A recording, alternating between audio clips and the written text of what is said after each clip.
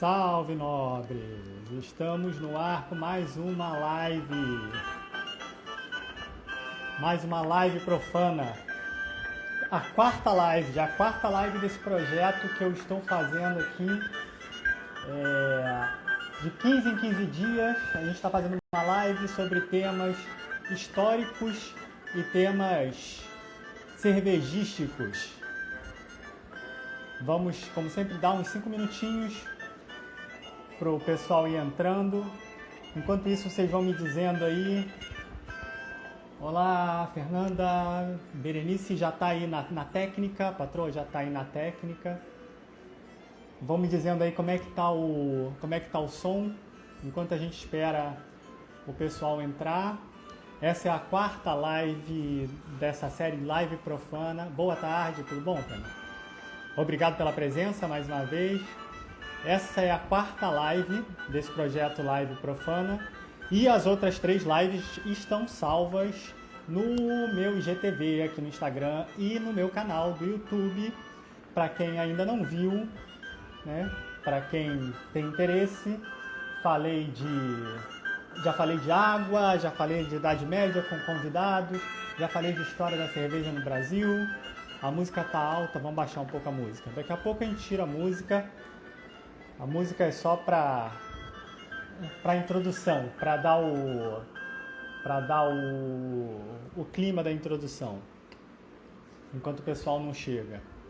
E dessa vez a gente vai falar de cerveja na Itália, mercado de cerveja na Itália. Um tema que eu achei interessante porque é um tema pouco falado, uma vez que a Itália está fora desse grande circuito cervejeiro europeu, vamos dizer assim, né?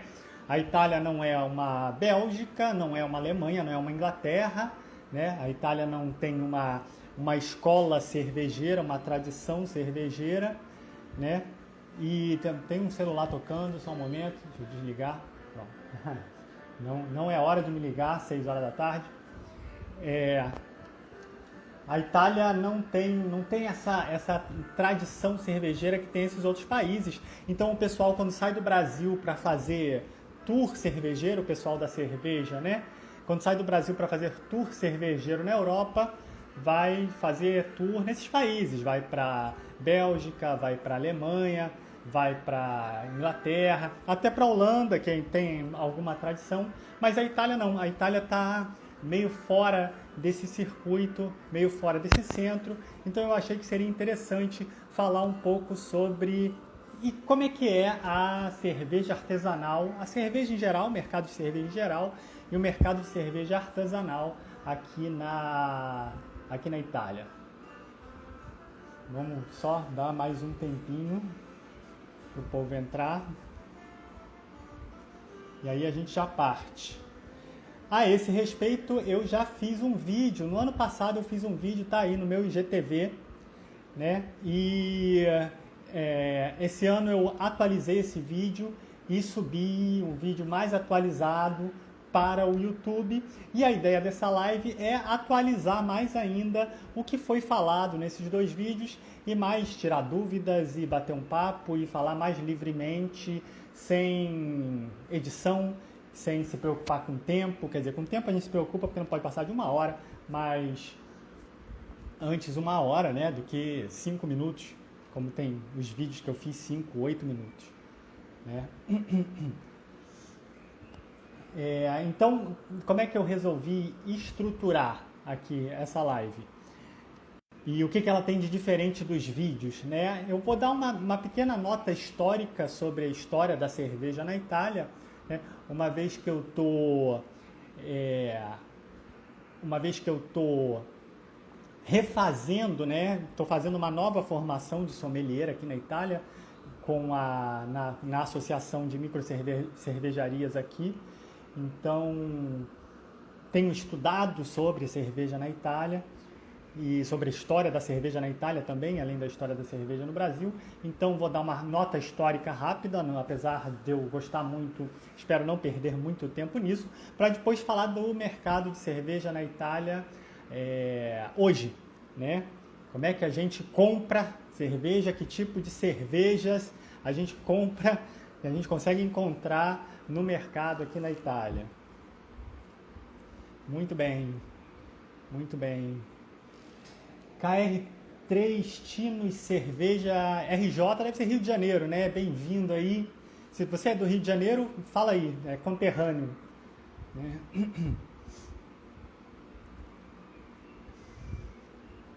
Vamos lá. 5, 6 minutos, vamos lá. Eu queria começar pela nota histórica, né? Dar um panorama um pouco da história da instalação da indústria cervejeira na Itália. Só deixa eu mandar um recado aqui para a técnica. Me socorrer aqui um minuto. Isso. Falar um pouco do mercado de cerveja, da instalação da indústria cervejeira na Itália. Assim como o calor aqui está igual ao do Rio, é verdade. É verdade. Assim como o Brasil, a Itália não é um país de tradição cervejeira. Quer dizer, hoje o Brasil é um país de tradição cervejeira. Obrigado, técnica. Aparecida. Hoje o Brasil é um país de tradição cervejeira, por quê? Porque a cerveja se tornou a bebida nacional, né? Passou aí pelo meu feed essa semana uns números, algo em torno de, se não me engano, 68% ou 78% da bebida alcoólica consumida no Brasil é cerveja, né? Um número mais ou menos por aí. Aqui não, aqui eu não sei qual é o número, mas com certeza está muito abaixo disso. Né? Então, o Brasil e a Itália não são países de tradição cervejeira, mas o Brasil acabou se tornando, a cerveja acabou se tornando a bebida nacional no Brasil. Então, o Brasil hoje já pode dizer que tem mais tradição cervejeira do que a Itália. Além do que hoje, talvez vocês não saibam, mas hoje o Brasil ele é o terceiro maior produtor de cerveja do mundo. Perde apenas para a China e os Estados Unidos. Vocês provavelmente também não sabiam que a China era o maior produtor de cerveja do mundo, mas a China hoje é o maior produtor de seja lá o que vocês imaginarem, né? Inclusive de cerveja.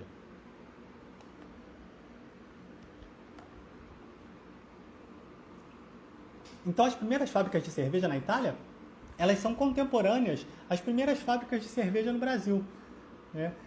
A gente já sabe que no Brasil a primeira fábrica de cerveja se instala por volta de 1830, 1831. Aqui na Itália, a primeira fábrica de cerveja, que é a Virre, é de um imigrante alemão, né? Pelo nome já dá para perceber. Se instala em 1829.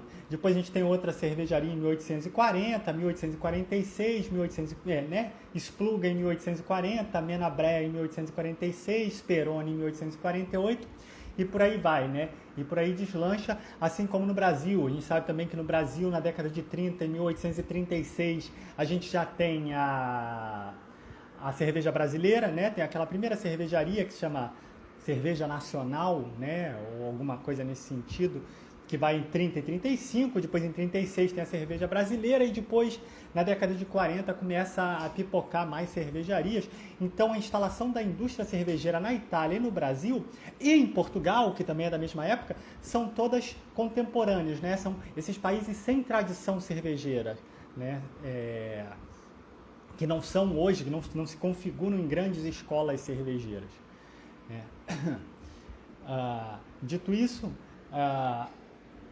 o cenário da cerveja, da indústria cervejeira na Itália no século XIX é muito parecida com o cenário do Brasil, um cenário diversificado de pequenas cervejarias. Todas essas marcas que eu falei, né, são algumas dessas marcas, não todas, mas a maior parte delas, Menabrea, Peroni, Fost, Moretti, são cervejas criadas no século XIX e as marcas ainda existem, mas hoje as marcas elas foram incorporadas por grandes grupos como a Heineken, né, ou até mesmo a Bembev, mas as marcas continuam existindo, né? Então o cenário da cerveja na Itália no século XIX é essa. Quando entra o século XX, acontece um fenômeno curioso na Itália que não acontece no Brasil. Existe uma lei de 1927, enquanto no Brasil a cerveja está virando a bebida nacional, já no início do século XX, né? Na segunda década do século XX, Antártica e Brahma já despontam como as duas grandes cervejarias, incorporando cervejarias menores, comprando cervejarias menores, aumentando a sua rede de distribuição a nível nacional. Aqui acontece um fenômeno diferente. Aqui em 1927, você tem a Lei Marescalque.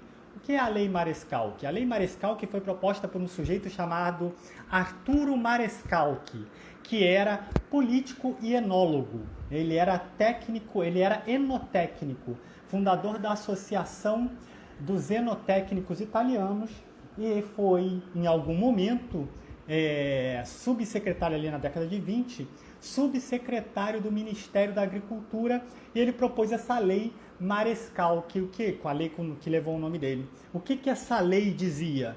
Essa lei simplesmente aumentava os impostos sobre a cerveja e tornava obrigatória a utilização de pelo menos 15% de arroz ou milho na fabricação da cerveja. Quer dizer, são medidas que desvalorizam a cerveja, né, que desincentivam, se é que existe essa palavra, que desincentivam o consumo de cerveja em favor do mercado do vinho. Porque, Márcio, bem-vindo, Márcio, prazer ter sua participação aqui. Então, essa lei, ela é uma lei feita para favorecer o mercado de vinhos italiano.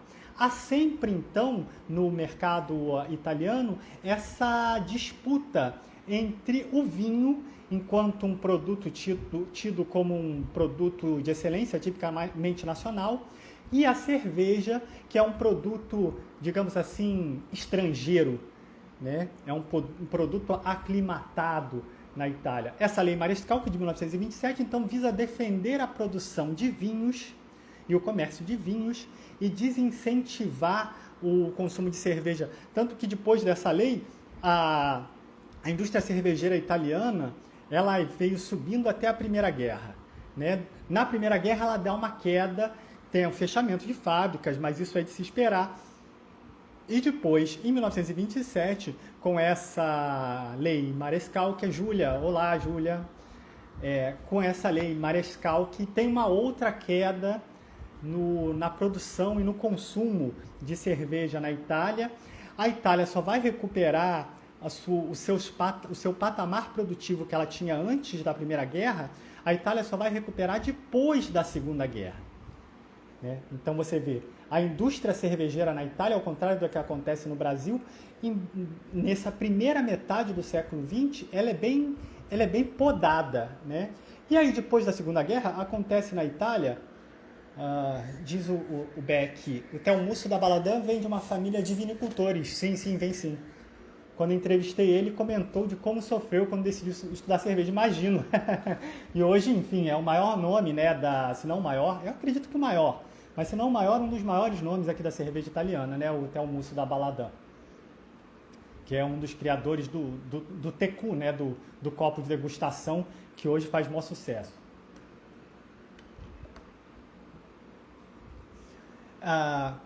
Depois da Segunda Guerra, o que acontece? O cenário é dominado pelas Pilsen, né? pelas American Lager, para ser mais exato, aqui na Itália, assim como acontecia no Brasil. Né? Então você tem esse marasmo em meados do século XX, né? De um mercado de cerveja homogêneo, muito homogêneo. E na década de 80, você tem um outro passo, que é a entrada das multinacionais no mercado italiano, na década de 80, né?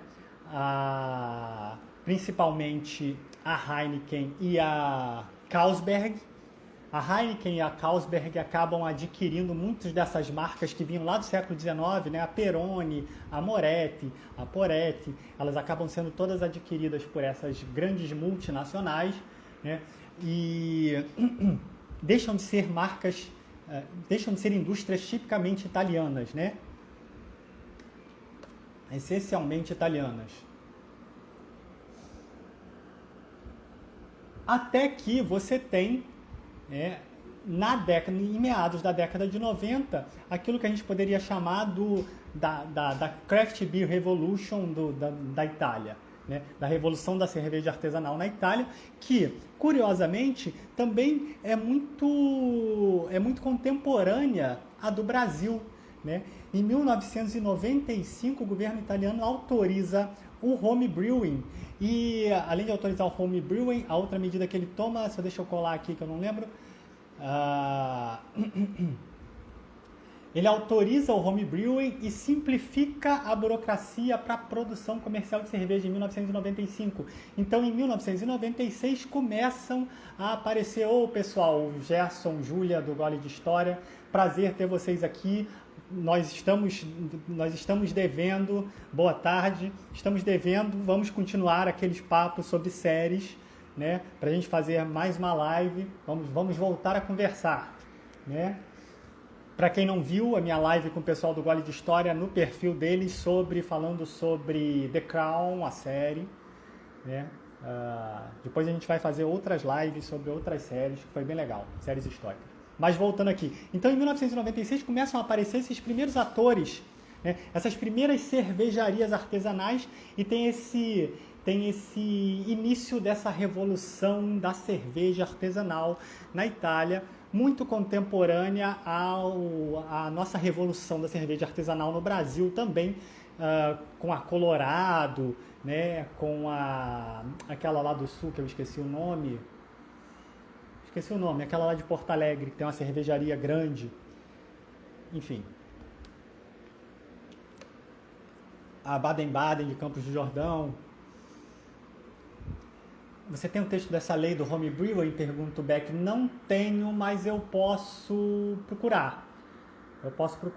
Eu não sei qual é o número da lei, mas eu acho que isso é fácil de encontrar. Eu posso perguntar também para o pessoal na União Birrai, né, que é a Abracerva daqui. Dado Beer, isso, Beck, a Dado Beer. Eu posso perguntar para o pessoal aqui o número da lei, eu acho que é fácil de encontrar, se eu te encontrar eu te mando, né? A lei do home brewing, tá? Berenice, não me deixe esquecer.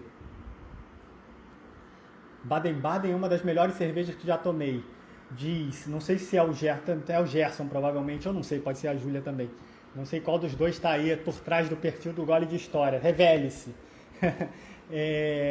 Mas se a Baden-Baden é uma boa cerveja, tem todos os seus méritos, mas se a Baden-Baden é uma das melhores cervejas que você já tomou, você está precisando beber mais cerveja, né? Porque existe hoje no mercado brasileiro cervejas que botam a Baden-Baden no chinelo, né? Mas Gerson, né? Mas, enfim, a Baden-Baden tem todos os seus méritos, inclusive como pioneira, né? Bom, mas hoje a gente está falando de Itália, hoje a gente não está falando de Brasil. Ô, Verônica, tudo bom? Saudade, hein? Bom ter você aqui participando. Diz o Beck, né? Estamos precisando provar mais artesanais brasileiras, é verdade, né? Então, a partir de 1996, então, essa revolução da cerveja artesanal na Itália, ela está comemorando 25 anos esse ano, né? A partir de 1996 a gente tem o Renascimento e aí já sabe, né? Aí deslancha, né? Não deslancha igual no Brasil, né? A guisa de comparação, né? Em 1999 você tem o surgimento da União Birrai, que é a Abracerva daqui, né? Resinosos, né? Somos todos resinosos. Estou falando aqui para a Verônica, isso é piada interna do curso de sommelier. A guisa de comparação, apesar de Brasil e Itália terem tido a sua revolução da cerveja artesanal quase que contemporaneamente, a guisa de comparação, vou passar só alguns números. Hoje, em 2019, o número de cervejarias na Itália era de 813 cervejarias artesanais, enquanto que no Brasil já eram de 1.209 em 2019 e 1.383 em 2020. Eu não tenho os números da Itália para 2020, acho que nem eles têm, porque 2020 foi meio louco aqui. Mas em 2019 eram 813 na Itália contra 1.209 no Brasil. O consumo per capita de cerveja na Itália em 2019 era de 34,6 litros, enquanto que no Brasil era de 62,6 litros, quer dizer, quase o dobro, né? 34,6 para a Itália e 62,6 para o Brasil. Em termos de produção, já falei, o Brasil hoje é o terceiro maior produtor de cerveja do mundo, né? Em termos de produção, a Itália produzia em 2019 17.247.000 hectolitros por ano, enquanto o Brasil, em 2019, produzia 141,4 milhões de hectolitros por ano. Então, olha a diferença, de 17.247.000 para 141.400.000. Né? Então, isso é o quê? Isso é justamente a diferença devido ao fato de que no Brasil a cerveja é a bebida nacional, né? Enquanto aqui na Itália a cerveja continua disputando espaço com o vinho, com os aperitivos, né? Com os drinks, apesar de ter também os seus apreciadores fiéis, né? E ter a sua ocasião, né? No Brasil, isso é interessante também. No Brasil não existe ocasião para cerveja, né? Você bebe cerveja a qualquer hora do dia, você bebe cerveja com o almoço, você bebe cerveja com a janta, você bebe cerveja com petisco, você bebe cerveja... Berenice é do time do Spritz, né? Que é um drink daqui do Vêneto. Aqui na Itália, a cerveja ela tem a sua ocasião, né? Você bebe cerveja vendo o jogo de futebol, você bebe cerveja comendo pizza. Viu, Verônica? Isso é muito interessante. Quando a gente fez o nosso trabalho de final de curso, no curso de sommelier, a gente fez uma pizzaria com cerveja, a gente fez harmonização de pizza com cerveja, o que no Brasil é uma coisa meio... Em 2019 era, não sei se hoje ainda é uma coisa meio inusitada. Aqui não. Aqui a combinação por excelência da cerveja é com a pizza. Não se toma vinho com a pizza, né? Diga aí qual foi a cerveja que você abriu, ô Gerson. Fala pra gente deixar a gente com água na boca. Eu tô só na água mesmo, tá um calor infernal nesse verão europeu. E então, no Brasil, a cerveja não tem ocasião. A gente bebe em qualquer momento. Aqui não, aqui tem uma ocasião certa, né? É com petisco no jogo de futebol, ou com a pizza, na saidinha de noite. Eles também não... Eles têm um outro hábito interessante. O italiano também, a noitada dele é diferente. Ele não senta num bar às 7 da noite e sai às 2 da manhã, igual a gente, né? O italiano senta no bar e fica 1-2 horas no bar no máximo e vai embora. Então, tudo isso reflete nesse baixo consumo e nessa baixa produção de cerveja. Eu estou travando um pouco, não sei se eu estou travando para vocês. Se estiver travando, vocês me falam. Eu estou vendo que a minha imagem está travando um pouco aqui.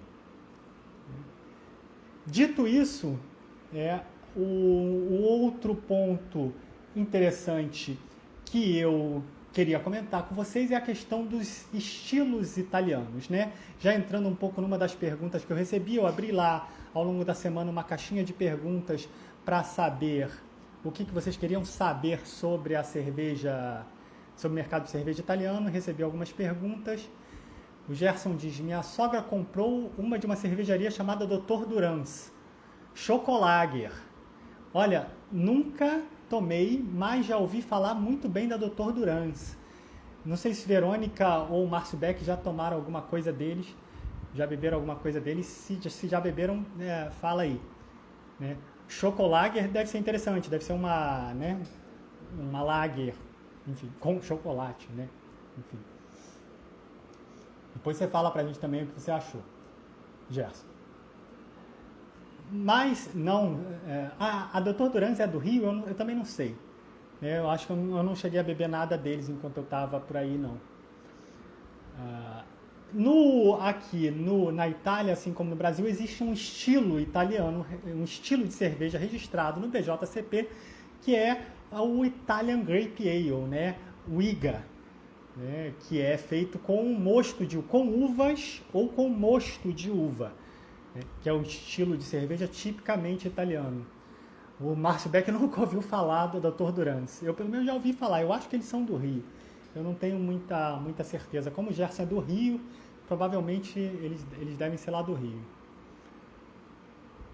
A Verônica lembrou que já tomou. É de Petrópolis. Ah, é de Petrópolis. É isso mesmo, é de Petrópolis. Tem razão. Eu nunca tomei, não. Depois você diz pra gente se tá boa. O que você achou? E além da IGA, né, da Italian Grape Ale, durante algum momento, ainda antes do registro da Italian Grape Ale, as cervejarias italianas tentaram emplacar um outro estilo no BJCP, como um estilo tipicamente italiano, que seria uma Italian Pils, né, uma Pilsner italiana, né, que é, assim, falando muito simplificadamente, até porque meus conhecimentos técnicos são muito pequenos, uma Pilsner com dry hopping de lúpulos nobres alemães. Eles tentaram emplacar aí esse estilo no BJCP. A IGA está registrada no BJCP desde 2015, né, a Italian Grape Ale. Um pouco antes, em 2012 e 2013, eles tentaram emplacar essa Pilsner com dry hopping de lúpulos alemães, mas acabou sendo uma discordância, gerando uma discordância entre os próprios cervejeiros italianos sobre se seria um novo estilo, se seria só uma variação de estilo, e se o dry hopping seria suficiente para caracterizar um estilo específico, um estilo próprio, e acabou que não vingou, né? Mas aqui a gente tem essa Pilsner com dry hopping de lúpulos alemães, que eu nunca experimentei. Alguns de vez em quando eu vou falar birrifício, tá? Vai sair birrifício porque, enfim, estou falando de cerveja italiana. Mas algumas cervejarias ainda produzem, né, essa Pilsner com dry hop, essa Italian Pils. Não cruzei com nenhuma ainda, mas quero experimentar, saber qual é, né? Deve ser uma Pilsner mais lupulada ou mais aromática, enfim, alguma coisa nesse sentido. Claro, até aí, gente. Alguma coisa a acrescentar enquanto eu tomo um fôlego aqui, bebo uma água? Estou falando muito rápido, o som tá bom? Digam aí, manifestem-se. Alguma coisa que vocês queiram saber?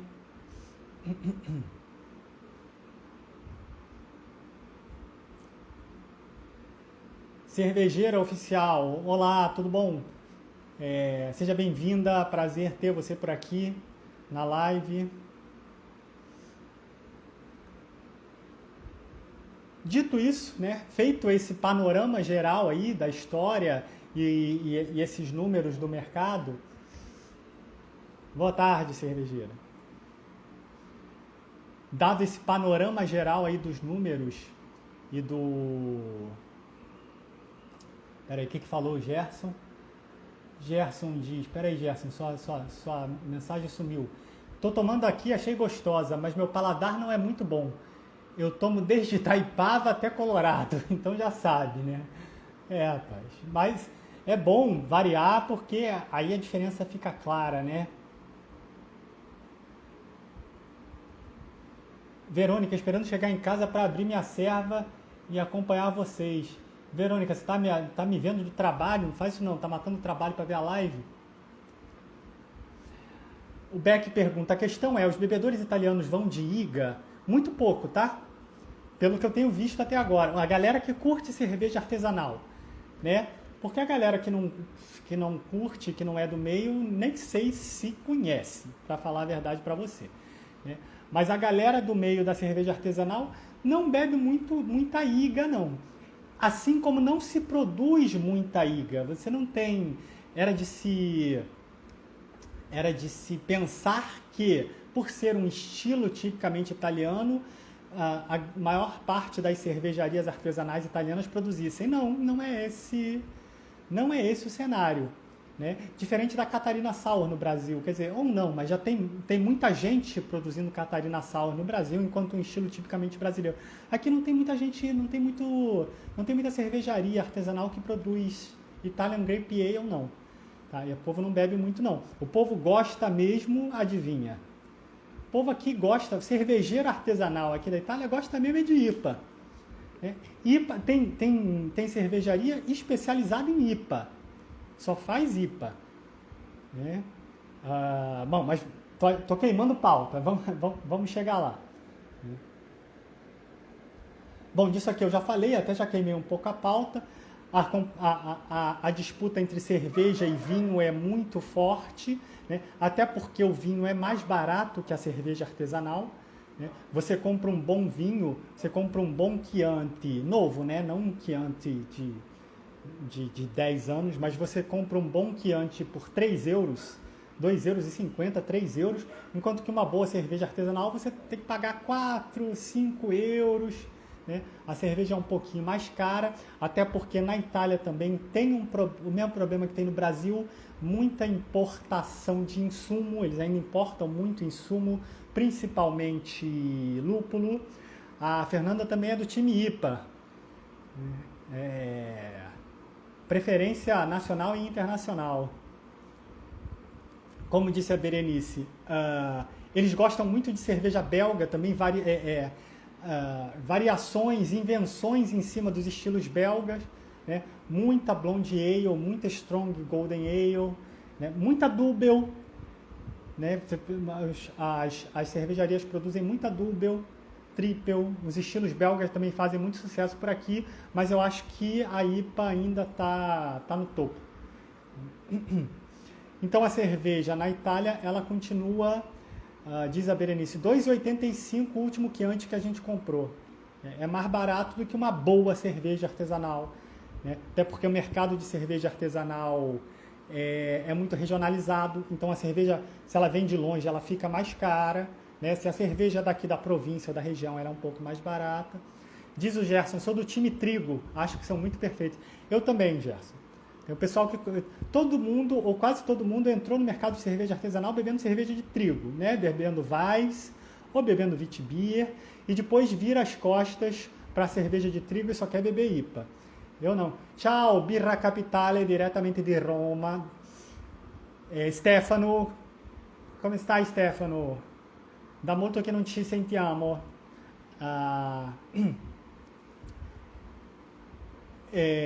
Então tem essa... Stefano, parlo em português, eu não sei se riesce a acompanhar. Então a cerveja aqui ainda tem muita concorrência do vinho e dos drinks, né, dos coquetéis. Né? Então, o italiano, quando vai sentar para o seu happy hour, quando vai sentar no bar, ele não vai necessariamente pedir uma cerveja igual no Brasil, que o garçom nem espera você... O garçom nem espera você pedir, né? Ele só pergunta a marca se tiver mais de uma, né? Se não tiver uma só. Aqui não. Né? Aqui você tem muitos bares, inclusive, especializados em drink. Aqui na minha rua, aqui na esquina tem um. Há um estilo mais consumido na Itália, ou você já falou sobre isso? Deu uma falhada aqui para mim. Eu não tenho números, tá? Mas pela impressão empírica, Verônica, que eu tenho, eu acho que o que mais se consome deve ser realmente IPA. Quer dizer, o que mais se consome é Pilsner, né? Sempre, em todo lugar. Mas falando de artesanais, eu acho que o que mais se consome é IPA. O Beck falou alguma coisa que eu perdi aqui, depois a Berenice respondeu.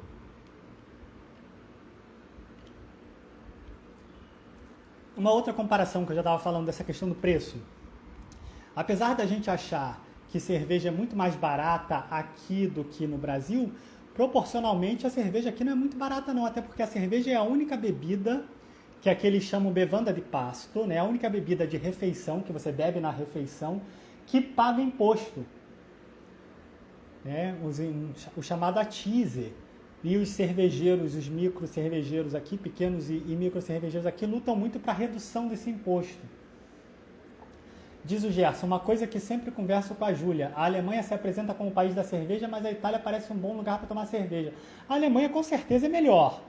Tá? A Itália é um bom lugar para tomar vinho. Né? A Alemanha com certeza é melhor para tomar cerveja.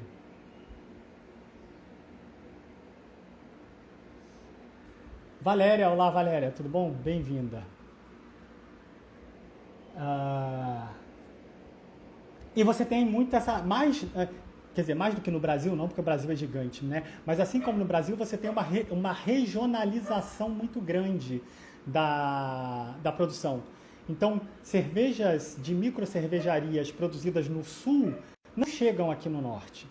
E se chegarem aqui no norte, elas vão chegar muito caras. Elas vão chegar muito mais caras do que um bom vinho. E a mesma coisa ao contrário, né? Cervejas aqui do norte vão chegar muito caras lá no sul. Então você aqui, mais do que em qualquer lugar, você tem que realmente praticar o beba local. Né? Você tem que realmente valorizar o produto da região, até por questões econômicas. Né? Isso com relação a preços e impostos. É óbvio que no Brasil, enquanto você paga um latão de IPA, um latão de 475, devo farti la spedizione della mia birra nova. Ah, sì, per favore, per favore. Parliamone dopo. Ne parliamo dopo. Sì, la voglio assaggiare, sicuramente. Me perdi. Ah, sim. Eu estava falando que aqui você tem que beber local, né? Coopers Vintage Ale para acompanhar. Oh, Verônica pegou pesado agora, hein?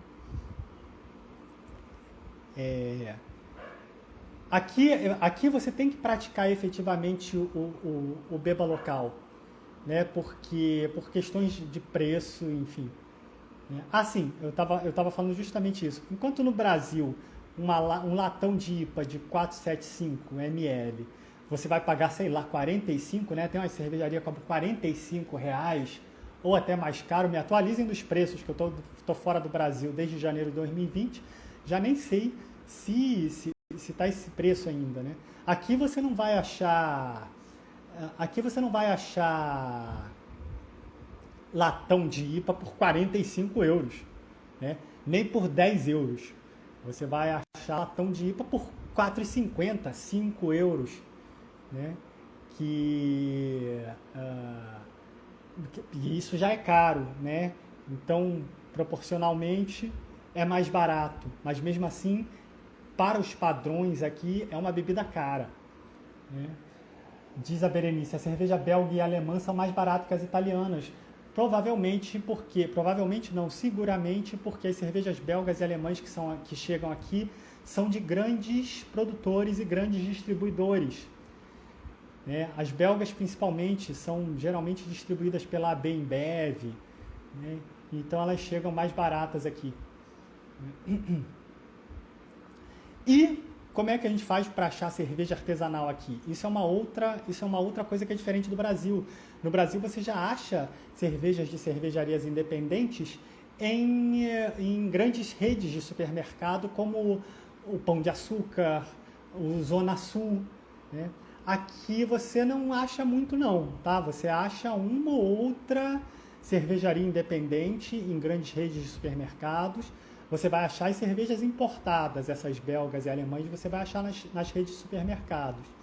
As cervejas artesanais de pequenas e micro cervejarias, você tem que procurar em lojas especializadas de cerveja, né?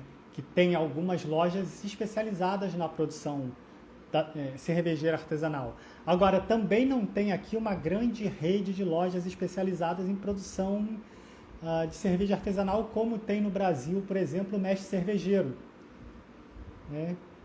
O Mestre Cervejeiro você encontra em qualquer parte do Brasil, você encontra uma loja do Mestre Cervejeiro, onde você consegue encontrar cervejas artesanais brasileiras e cervejas artesanais estrangeiras.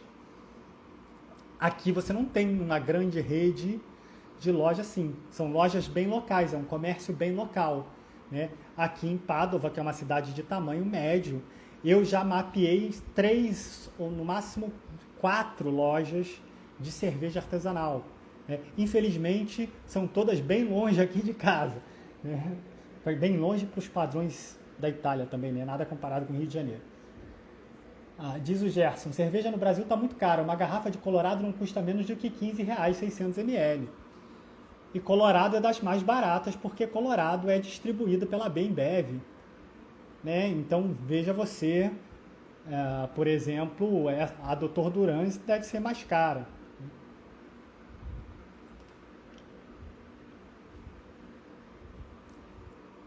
Aí, entre pagar por R$15 por 600 ml, tu paga 10 por 1 litro de Brahma. É uma outra experiência, né? Aí você decide o que você prefere, né?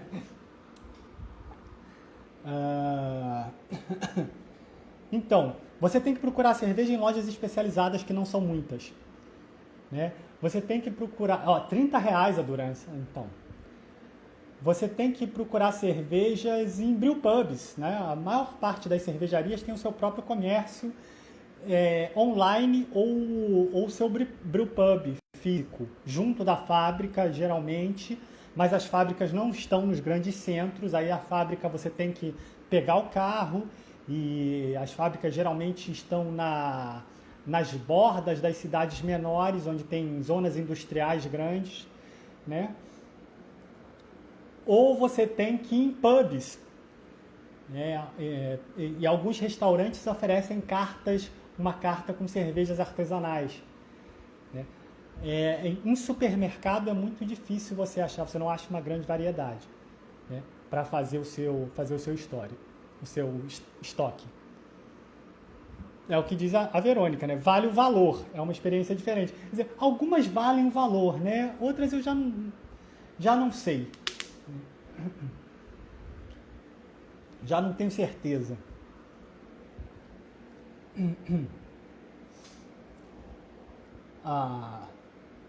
Em termos de distribuição, é isso aí, né? As cervejas têm lojas online. O Stefano da Birra Capitale, que estava aqui até agora há pouco, que é uma cervejaria de Roma, eu comprei as cervejas dele direto com ele online, né? Só assim, né? Para eu conseguir, eu não consegui chegar em Roma ainda, só assim para eu conseguir beber cerveja de outras regiões também. Pubs, restaurantes, lojas online, brewpubs e lojas especializadas. Esse é o garimpo que você tem que fazer se você vier fazer um tour cervejeiro na Itália, como sugeriu o Gerson, né? Esse é o garimpo que você tem que fazer. Nos supermercados você não vai achar muita coisa. Da Durans vale o valor, né, Verônica? Né? Diz a Verônica que experimentou, deve valer. Tem uma coisa muito interessante também que reflete o estado do mercado cervejeiro italiano, que é a questão dos estilos. Quando você chega num restaurante, mesmo que ele tenha uma carta de cerveja, uma carta de cervejas especiais, dificilmente elas vão estar classificadas por estilo. No Brasil é muito mais fácil você já ver nas cartas de cerveja dos restaurantes a classificação por estilos. Aqui ainda vale aquele tradicional estilo por cor, né? Então você vai chegar num restaurante e vai perguntar que cerveja tem na torneira. É muito comum que o garçom te diga que tem uma bianca, uma rossa e uma nera. Quer dizer, uma branca, uma vermelha e uma escura, sem dizer qual é o estilo. A branca geralmente é uma American Lager ou uma German Pilsner. Já a roça pode ser desde uma Double até uma Vienna Lager. Então, quer dizer, se você perguntar sobre a característica da cerveja, o garçom te explica, mas dificilmente ele vai te dizer o estilo da cerveja. Ele vai saber te dizer o estilo da cerveja. A neira, então, pode ser stout, porter, mas, enfim, né? Pode ser alguma lager escura alemã também. O consumidor, ele ainda fica meio perdido, né? Eu fico meio perdido na hora de pedir cerveja, né? Eu estou sempre com o Untappd aberto, porque eu pergunto o nome e eu confiro no Untappd o estilo da cerveja, porque o garçom mesmo não sabe dizer. E aqui tem uma praga que se chama dopiomalto, duplo malte. Então é muito comum também você chegar numa cervejaria e o garçom te dizer que tem uma cerveja branca dopio malto, né, duplo malte, uma neira dopio malto, e isso não quer dizer absolutamente nada, porque duplo malte não é estilo, né, não é estilo de cerveja. Duplo malte, aqui na Itália, doppio malto, é uma classificação criada por uma lei de 1962 para taxar a cerveja, uma lei de imposto. Né? Uma cerveja doppio malto, segundo essa lei de 1962, seria uma cerveja cujo mosto seria igual ou maior a 14,5 graus Plato. Para quem não é do meio, graus Plato é a medida da quantidade de açúcar no mosto. Isso daria, depois da cerveja pronta, uma cerveja com aproximadamente 6% de teor alcoólico. Isso é a cerveja doppio malto, segundo essa lei de 1962. Mas você chega no... E isso tem que constar no rótulo da cerveja. Por lei, tem que constar essa classificação no rótulo da cerveja. Então, o garçom ele vai te dizer que tem na Bianca doppio malto. Né, que não quer dizer nada, que não é um estilo, pode ser qualquer coisa acima de 6%. O que acontece? Acontece que o doppio malto aqui na Itália virou uma coisa tipo puro malte no Brasil, virou um tipo de sinônimo de qualidade. Né? Os bares, restaurantes e até algumas cervejarias, teve até Belganeira, a Quadrupel, a Dubel. Não, a Dubel geralmente é uma roça, é classificada como uma roça, mas uma Quadrupel eles classificam como maneira, enfim. E aqui, doppio malto faz o equivalente à cerveja forte na lei brasileira, por aí, diz o Beck. O doppio malto virou um tipo de... virou um tipo de marketing de qualidade igual o puro malte no Brasil. Né? Como é uma cerveja que paga mais imposto, é uma cerveja que é mais cara, e por ser mais cara, entende-se que ela é melhor, né? o que é uma grande falácia. Né? Mas, enfim, algumas cervejarias e restaurantes e comércio acabaram se aproveitando. O Breja Pong, diretamente da Bélgica. Prazer ter você de novo aqui assistindo a live, sempre presente. Virou isso. Né? A doppio malto virou um sinônimo de qualidade, quando na verdade não quer dizer nada. É só uma forma de taxar a cerveja. Então ela está fazendo o mesmo papel que o duplo malte faz na propaganda de cerveja no Brasil. Né? Puro malte, cerveja puro malte. Ou também a Brahma lançou aquela Brahma, foi a Brahma ou foi a Skol? Foi a Brahma, né? Duplo malte. Quer dizer porra nenhuma. A maioria das cervejas tem mais de um malte. Gerson, isso é uma coisa que acontece muito no Brasil. Quando vendem, dizem, quanto mais cara, melhor. Pois é uma ideia bem equivocada. Né? Achar que uma coisa para ser boa tem que ser cara e achar que uma coisa cara é boa. Mas tem isso, a ideia do produto, o mercado trabalha muito nesse raciocínio, né, como forma de segmentar o público, né, a ideia de um mercado premium. Né. Durante muito tempo a cerveja artesanal no Brasil foi encarada como um produto premium, ainda é encarada como um produto premium por algumas cervejarias, apesar de terem muitas cervejarias lutando para democratizar a cerveja, seja nas periferias, seja com população de poder aquisitivo mais baixo. Mas tem essa classificação no mercado, né, de cobrar mais pelo produto premium, né, de segmentar um público. E estão fazendo isso com uma cerveja que não necessariamente, um tipo de cerveja que não necessariamente é uma cerveja melhor, né, que é a ideia do puro malte ou do duplo malte, que não quer dizer absolutamente nada. Né? Então você vê, isso é um fenômeno que não é exclusivo do Brasil. Acontece por aqui também. Pode ser que pode ser que isso seja típico de mercados cervejeiros não muito tradicionais, né? Não sei se isso acontece na Bélgica. O Brejapong está aí online, não sei se ele estiver aí online, pode dizer para a gente, né? Se isso também acontece na Bélgica, se acontece na Holanda, ou se acontece na Alemanha. Diz o Gerson, acredito que a Colorado fez isso quando começou a vender em lata. A Colorado começou a vender em lata tem quanto tempo? A Colorado começou a vender em lata, já era da Ambev, né? Já estava sob a administração da Ambev. Não sei se ela... Realmente não sei se ela fez isso. E não sei se tem essa praga do doppio malto, do puro malte, em mercados cervejeiros mais tradicionais. Seria uma coisa interessante a se avaliar. Estilos mais consumidos, a gente já queimou um pouco também essa pauta a partir da pergunta de vocês. Muito legal, vocês hoje estão muito participativos. Fico muito feliz, significa que o tema interessou, e isso é muito legal quando a gente consegue acertar assim, na escolha do tema. Mas pela participação de vocês, a gente já acabou tratando de alguns assuntos, né? A técnica me avisa aqui que faltam 10 minutos, tudo bem? A gente ainda tem um tempo já para falar de alguma coisa. Os estilos mais consumidos, então, são cervejas belgas, eu acho, estilos norte-americanos como o IPA, o West Coast IPA. Aqui tem uma outra coisa que também, me digam vocês que estão no Brasil, se existe isso no Brasil. Aqui tem uma classificação chamada DDH IPA, que é, na verdade,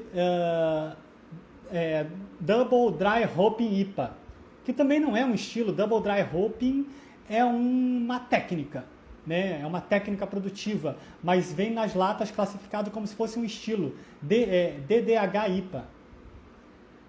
É a Reinheitsgebot nos rótulos alemães, marketing puro.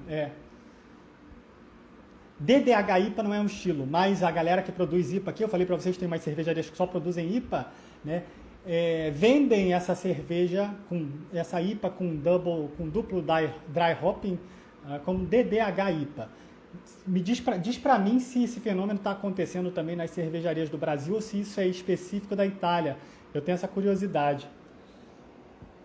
Enfim, por fim, né, já que faltam só 7 minutos, vou responder algumas das perguntas que eu recebi aqui. Boa parte das perguntas eu já respondi. Estilos mais consumidos.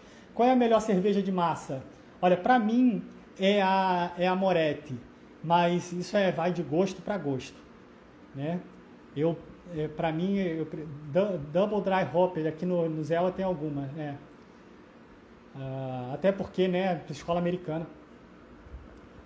Melhor cerveja de massa é do gosto de cada um. Para mim, eu bebo a Moretti.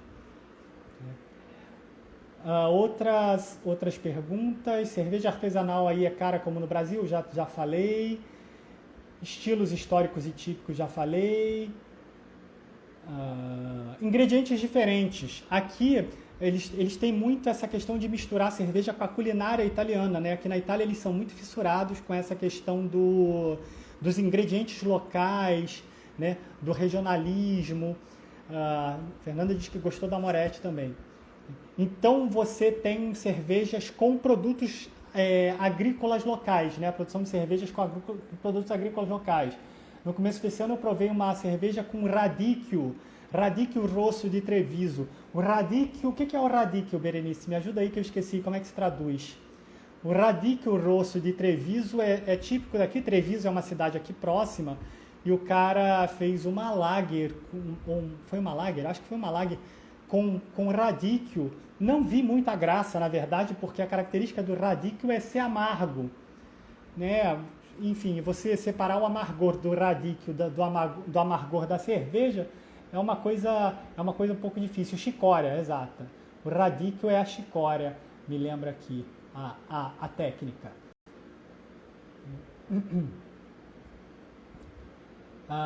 Diz o Gerson, de todas as IPAs que tomei, elas sempre qualificam como amarga, ponto. Não tem muita especificação. É melhor não especificar muito também para não assustar, né? Tem uma galera que exagera. Se bem que eu acho que a onda das IPAs super amargas eu acho que já passou. Aqui não tem, né? Não tem muita IPA super amarga, não. As IPAs são bem equilibradas. Lembra, Berenice, que já provamos uma cerveja típica daqui com romã? Já provamos com uma cerveja típica daqui a romã. A romã, deve ser também. Não lembrava dessa cerveja.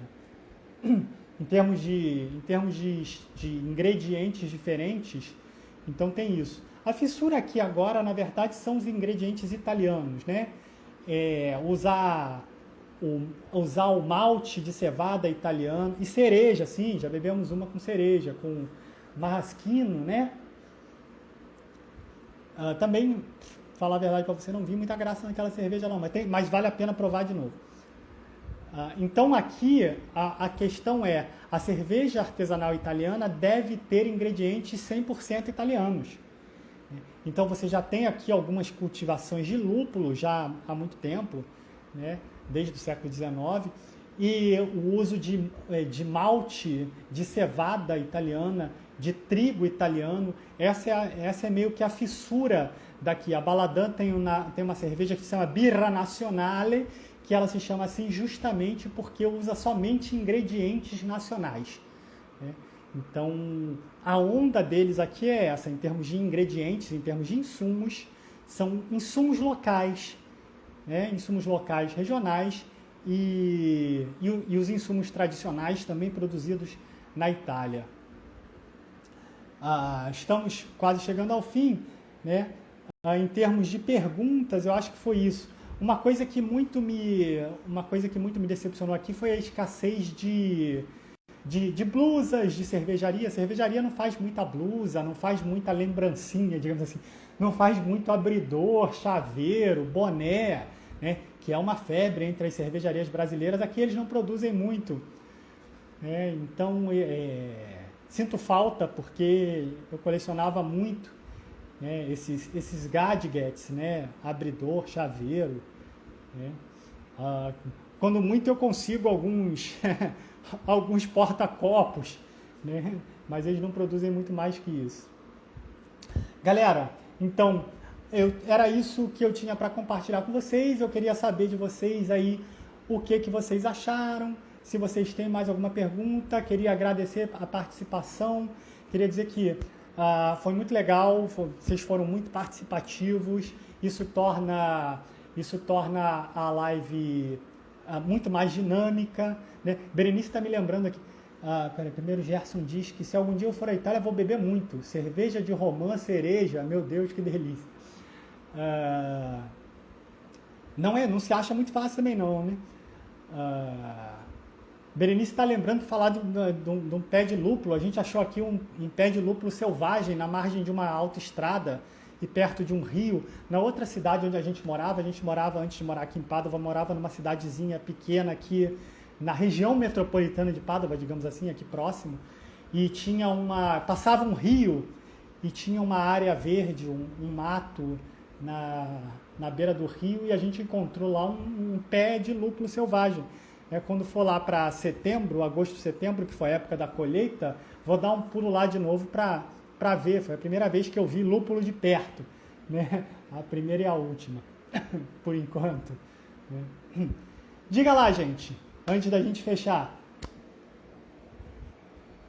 Diz o Beck, muito bacana, acho que foi um ótimo panorama, fico feliz, estamos aí para ajudar, né? Para disseminar o conhecimento. Lembrando que essa live vai ficar salva no IGTV, e amanhã eu vou subir ela também para o meu canal do YouTube. Se vocês ainda não me seguem lá no YouTube, faz esse favorzinho, né? Dá essa força lá, seguindo no canal do YouTube.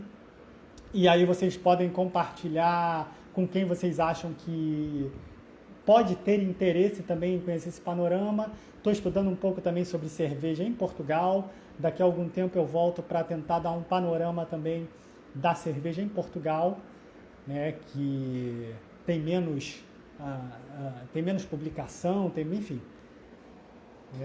Mas depois eu vou tentar voltar para falar disso. E eu acho que é isso. Alguma coisa? Demos 1 hora. a meia live, não entendo muito de cerveja, mas o papo foi bom demais. Aí, continua participando das lives, Gerson, que aí você vai passar a entender muito de cerveja, né? Hoje você já ficou sabendo, por exemplo, que a Baden-Baden, que é uma cerveja que para você está no topo, né? A Baden-Baden é uma cerveja de entrada, digamos assim, é uma marca de entrada, né? Se você se aprofundar mais, você vai descobrir um mundo aí diferente, né? Pessoal, quero agradecer a todos pela participação, pela presença, mesmo aqueles que deram só uma passada. E a gente se vê daqui a 15 dias numa próxima live. A próxima live tem convidados, não vou adiantar, não vou dar spoiler. Diz a Fernanda, eu também não entendo muito, mas já vou aprendendo, exatamente. Né? A gente está aqui para disseminar, a função do sommelier é disseminar o conhecimento sobre cerveja. Muitos sommeliers esquecem disso, né? Muito obrigada, povo. Vamos encerrar com música. Se eu achar onde eu pus a minha música. Vamos encerrar com música, como sempre. Vamos lá.